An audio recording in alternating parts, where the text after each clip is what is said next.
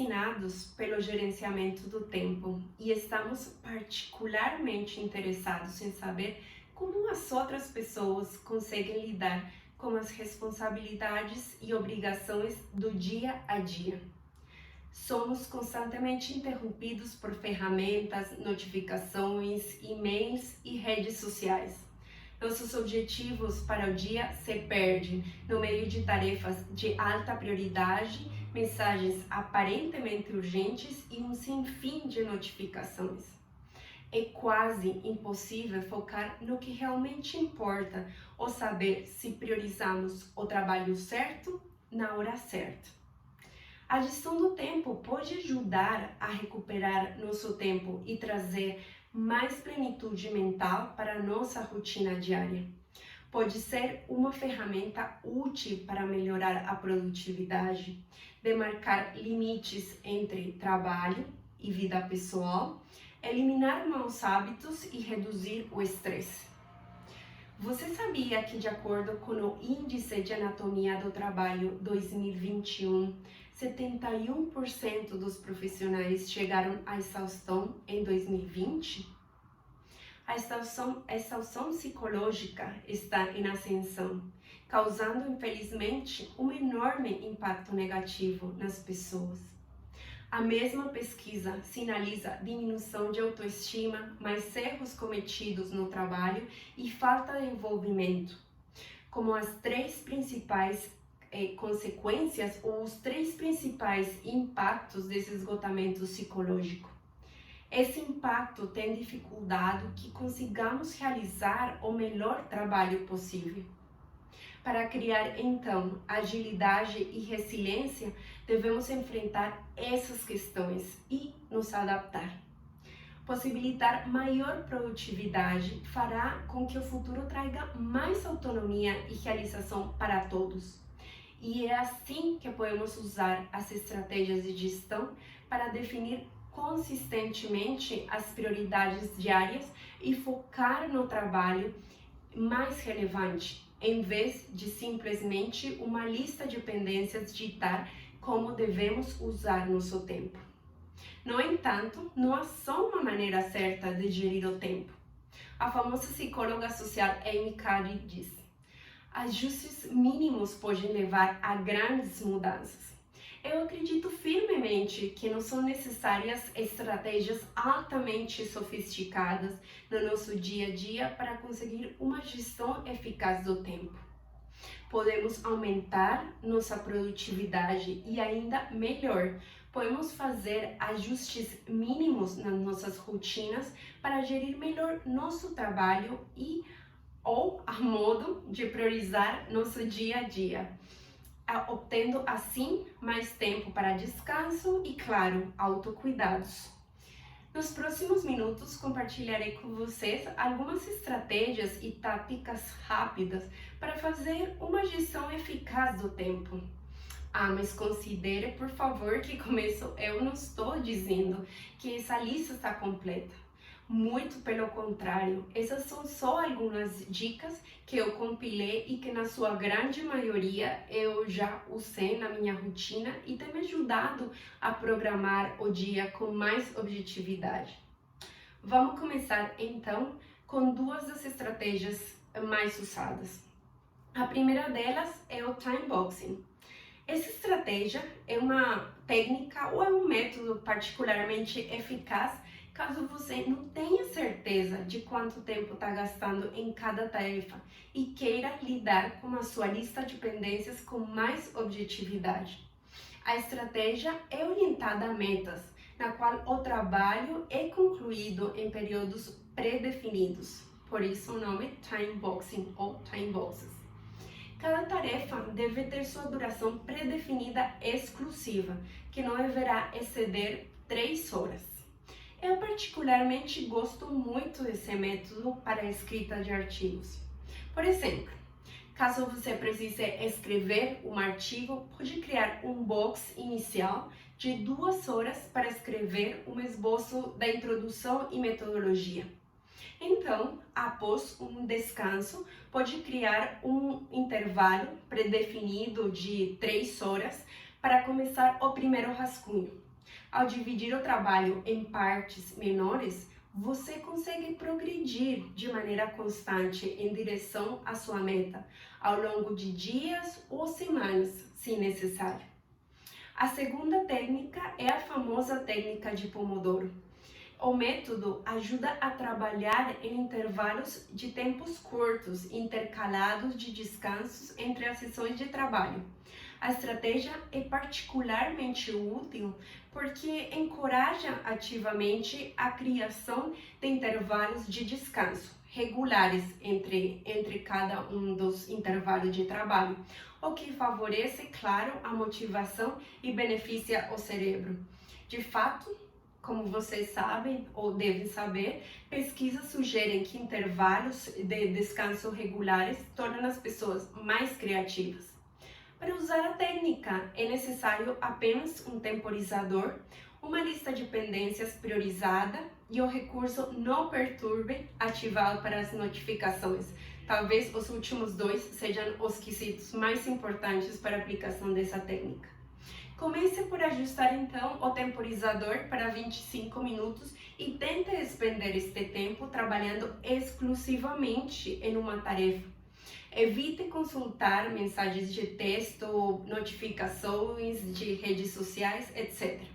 Em seguida, quando o tempo acabar, descanse por 5 minutos.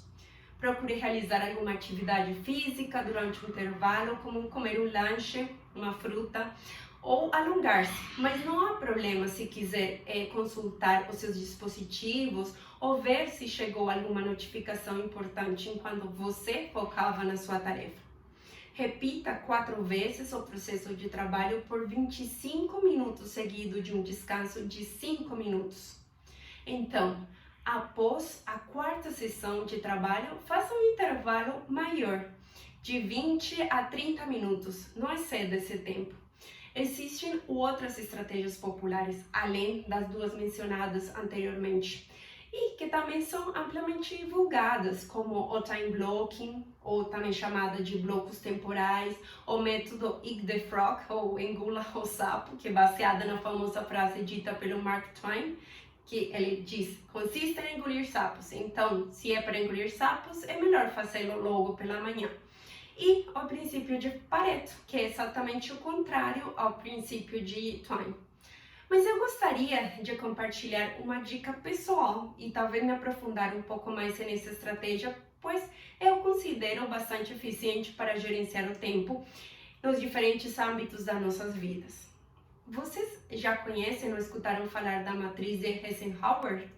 Bem, a matriz de Eisenhower é uma estrutura simples para priorizar tarefas e gerenciar carga de trabalho. Essencialmente, é uma estratégia que permite colocar em prática a seguinte citação, atribuída ao ex-presidente Eisenhower. Eu tenho 2 tipos de problemas, o urgente e o importante. O urgente não é importante e o importante nunca é urgente. Tudo que você precisa saber fazer é avaliar suas tarefas de acordo com a urgência e a importância. A matriz é então dividida por 2 eixos, como vocês conseguem acompanhar, que dividem 4 quadrantes sobre os quais são distribuídas as nossas tarefas. O eixo X de urgência e o eixo Y da importância. Você pode usar a matriz de Eisenhower para planejar, delegar, priorizar e agendar tarefas, diárias ou semanais, claro. Ao atribuir tarefas a um dos 4 quadrantes que estão sendo apresentados agora, você pode determinar a urgência delas e descobrir como lidar com elas de maneira apropriada. No primeiro quadrante, são as tarefas urgentes e importantes, as que devem ser concluídas imediatamente. São tarefas para fazer primeiro, que são vitais e que devem ser resolvidas o mais rápido possível. Elas são normalmente solicitações de última hora que surgem devido a circunstâncias imprevistas ou talvez como consequência de algum esquecimento de algum deadline. Geralmente, tarefas como esta devem ser concluídas imediatamente ou no mesmo dia. No segundo quadrante, São as tarefas importantes, mas não urgentes. São tarefas que precisam agendamento para mais tarde. São metas de longo prazo, que são importantes, mas não tem um prazo particularmente rígido. Por isso, você pode programá-las para a conclusão posterior. Exemplos incluem o tempo dedicado para ler um bom livro, praticar atividade física ou fazer um curso da sua área. No terceiro quadrante, as tarefas urgentes, mas não importantes. São tarefas para delegar a outra pessoa, de preferência. Elas precisam ser concluídas imediatamente, mas podem não ser importantes ou suficientes para exigir sua atenção, o que significa que podem ser delegadas. Exemplos desse tipo de tarefas nesse quadrante incluem trabalhos domésticos e rotineiros, ou longas reuniões ou chamadas telefônicas sem um propósito claro ou definido. E por último, no quarto quadrante, são as tarefas que não são nem urgentes nem importantes, são as que devem ser eliminadas. Essas tarefas são uma distração e devem ser evitadas se possível. Em muitos casos, você pode simplesmente ignorar ou cancelar esse tipo de tarefas. Exemplos das tarefas nesse quadrante incluem entrar nas redes sociais para ver quantas pessoas curtiram sua última foto, ver quanto dinheiro você ganhou hoje por causa da valorização da bolsa, coisas nesse sentido. Simplificando então a técnica. A estratégia geral consiste em limitar as atividades do primeiro quadrante e planejando-las e executando-las consistentemente. Aumentar as atividades do segundo quadrante, que são as metas a longo prazo, atribuindo um momento específico para cada uma delas. Cercar-se de pessoas que possam cuidar de suas atividades no terceiro quadrante e estar ciente das atividades do quarto quadrante e não as fazer, ou pelo menos não usar como meio para procrastinar. Por experiência própria, usar a matriz de Eisenhower pode ajudar a visualizar suas tarefas dentro do contexto de importância e urgência. Quando você começa a pensar sobre sua carga de trabalho nesses termos, é muito mais fácil garantir que as tarefas mais importantes sejam priorizadas e concluídas o mais rápido possível. Agora, quer começar hoje? Algumas dicas rápidas para você fazer após assistir esse vídeo. Primeiro, organize e otimize seu ambiente de trabalho. Uma mesa bagunçada talvez não pareça muito importante, mas a desordem visual pode gerar desordem mental, dificultando, claro, o foco. Pare 5 minutos, não mais que isso, para organizá-lo.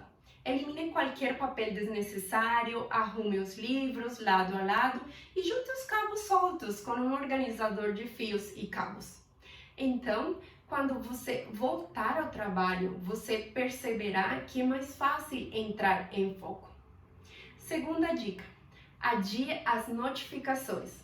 Quando possível, e sempre que possível, desligue as notificações e não só do celular, do computador também. Use o recurso Não Perturbe para desativá-las, temporariamente ou permanentemente, também ajuda.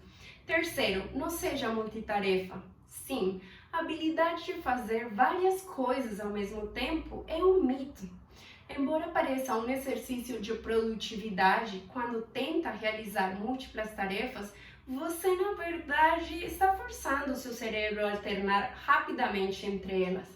Todas as vezes que alterna entre trabalhos, o seu cérebro precisa encontrar a informação e o contexto daquela tarefa. Isto não só exige mais esforço do que focar numa única tarefa, como também provoca o esgotamento do cérebro. Procure trabalhar em uma tarefa de cada vez para encontrar um bom ritmo de trabalho. Quarta dica: ao final do dia, seja hoje, planeje o dia seguinte, planeje o amanhã. Se você é o tipo de pessoa que lê seus e-mails todas as manhãs para descobrir quais são as prioridades, suas tarefas do dia, não está só. Esse hábito é muito comum. Felizmente, há uma maneira melhor. Em vez de esperar pelo novo dia para decidir o que fazer, os seus últimos 5 minutos de cada dia para se preparar para o dia seguinte. Isso pode aumentar a sua motivação, porque você saberá o que fazer antes mesmo de ligar ou se sentar frente ao computador. Ah, mas esqueça, por favor, as listas de tarefas escritas à mão. Use uma ferramenta apropriada. Se você ainda monitora o seu trabalho à mão, é hora de se atualizar com uma ferramenta online. Não importa o quão gratificantes possam ser as anotações feitas à mão, faço por mim mesma, listas de pendências manuscritas são desorganizadas, propensas a erros, fáceis de perder e ineficazes. Use, no caso, o bloco de notas do seu celular, ou existem centros de ferramentas gratuitas se não quiser pagar uma assinatura. Eu particularmente gosto bastante do Trello. Quinta dica: faça exercícios físicos. A prática regular de atividades físicas, como caminhada, corrida, yoga e meditação, vai te trazer cada vez mais foco. Ele te ajudará a centralizar os pensamentos, irá ajudar na regulação do sono e assim aumentar o nível de atenção essencial para fazer um melhor gerenciamento do tempo. Última dica rápida: descanse. Apesar de parecer contraintuitivo, uma das melhores coisas que você pode fazer para melhorar a gestão do tempo é parar para descansar. Para isso, uma dica simples: acorde sempre no mesmo horário, vai à cama sempre no mesmo horário, respeite seu ciclo circadiano, mantenha uma rotina e seja regular. Vou deixar uma última coisa com vocês para refletirem. Não precisamos aprofundar, porque se bem poderia ser outro vídeo, mas eu considero essas ações de grande importância para respeitar o tempo dos demais e, portanto, não desperdiciar o nosso. Primeiro, ouça. Nem sei dizer quantas pessoas importantes realmente já disseram que ouvir talvez seja a habilidade mais importante que podemos desenvolver. Então, por que não ouvimos uns aos outros? Stephen Covey diz: a maioria de nós não ouve com a intenção de entender, ouvimos com a intenção de responder. Exige esforço e energia realmente prestar atenção em outra pessoa. Mas se não conseguimos fazer isso, nunca estaremos realmente interagindo. Seremos apenas pessoas bradando sentenças desconexas no mesmo lugar e perdendo tempo. Segundo, pergunte. Comece as perguntas com quem, o que, quando, onde, por quê ou como. Se não sabe ou duvida, diga que não sabe. É sempre melhor pecar pelo excesso de cautela. Terceiro, reclame menos, ou melhor ainda, não reclame. Julian Treasures geralmente diz: reclamar é uma miséria viral. Não é o mesmo que leveza no mundo. Quarto, seja flexível. Nancy Duarte resume muito bem isso no seguinte: ela diz: quando velejamos contra o vento e a resistência dele, temos que mover o barco para frente e para trás, para poder pegar o vento. Temos de pegar a resistência que vem contra nós quando velejamos. Curiosamente, se pegarmos o vento e ajustarmos as velas corretamente, o barco irá navegar mais depressa do que o próprio vento. É um fenômeno físico e por isso temos que ir e voltar. É por isso que exercitar nossa resiliência e flexibilidade é como velejar. De novo, é como velejar. Ajustes mínimos podem levar a grandes mudanças.